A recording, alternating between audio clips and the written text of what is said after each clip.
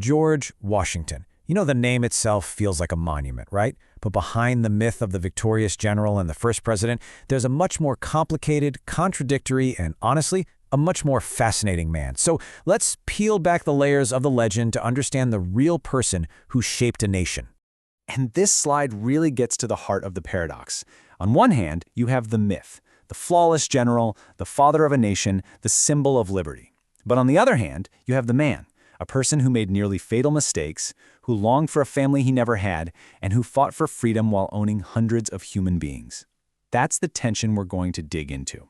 So, where did this incredibly complex figure come from?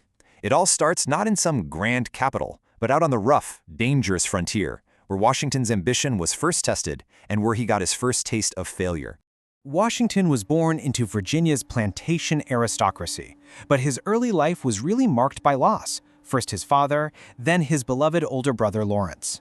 Inheriting the family estate shot him into prominence, and looking for adventure and status, he quickly joined the colonial militia. Now this was a dangerous time. The Ohio River Valley was a total tinderbox, with both Britain and France building forts, each claiming the territory as their own.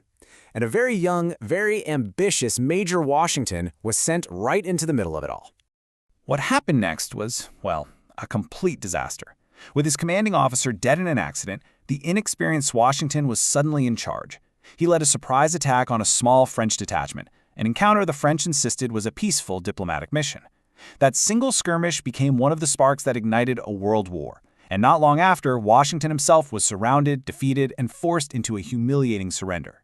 It looked like his military career was over before it had even really begun. And this quote just nails the attitude he was up against. The professional British officers looked down on him and other colonial leaders as amateurs.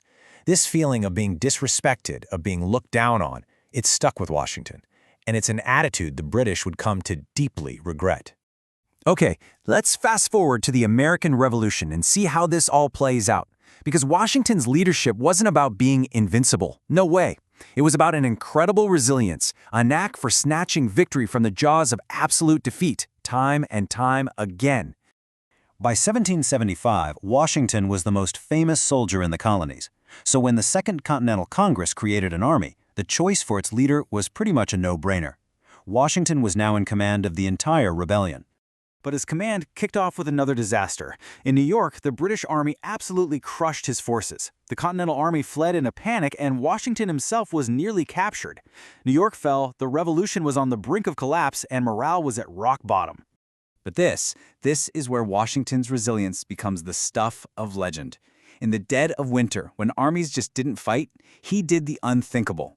He led his army across the icy Delaware River on Christmas night, surprising a garrison at Trenton. Just a few days later, he pulled off another stunning victory at Princeton. In just 10 days, he completely turned the war around and saved the revolution. The next huge turning point came at Saratoga. While Washington was keeping the main British Army busy, American forces up in New York scored a massive victory, forcing an entire British Army to surrender. This was the proof the world needed. Convinced that the Americans could actually win, France formally entered the war as an ally, bringing the navy, the troops, and the money that would be essential for victory. And this all culminated at Yorktown. Washington, coordinating perfectly with the French fleet, trapped the main British Army in the south. Blocked by sea and besieged by land, the British commander, Cornwallis, had no choice but to surrender. This was the knockout blow that effectively won the Revolutionary War. Winning the war was one thing, but winning the peace was a whole different ballgame. Now we turn to what is maybe Washington's most profound legacy, shaping the American Republic not by grabbing power, but by giving it up. This was the real question facing the new nation. History was a story of victorious generals becoming kings or dictators. Many in the army and in Congress wanted to make Washington the king of America. But he refused, flat out. In what was then a truly radical act, he stood before Congress and voluntarily resigned his command of the army. He walked away from absolute power.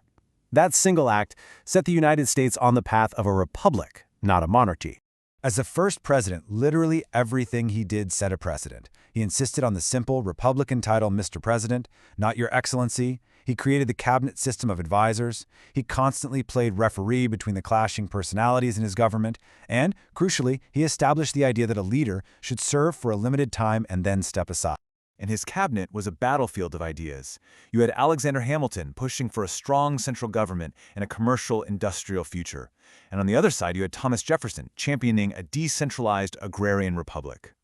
Washington spent much of his presidency trying to steer a middle course between these two powerful opposing visions for America. At the end of his second term, exhausted and wanting to go home, Washington once again walked away from power. He refused to run for a third term, setting a tradition so powerful it wasn't broken into World War II and was later enshrined in the Constitution. The peaceful transfer of power was now a core principle of the Republic. But we have to circle back to that central paradox. The man who did so much to secure the liberty of a nation was, for his entire life, a slave owner. This is the final and most difficult contradiction of his legacy. The number is just stark. At the time of his death, there were over 300 enslaved men, women, and children living and working on his Mount Vernon estate. His wealth, his status, his entire way of life, it was all built on the foundation of slavery. In his will, Washington made one final, complicated gesture. He ordered that the enslaved people he personally owned were to be freed. But there was a huge controversial catch. This would only happen after the death of his wife, Martha. It's a decision that shows a man who is deeply uncomfortable with the institution of slavery, but one who failed to truly confront its injustice during his lifetime. After he died, the nation was plunged into mourning. This famous eulogy from Henry Lee perfectly captured the reverence people felt. He was instantly transformed from a man into a national myth, the unimpeachable father of the country. And that leaves us with the question: Washington was a leader of immense skill and revolutionary vision, who also embodied the deepest moral failure of his era. He was indispensable to the creation of the United States, but he was also profoundly flawed.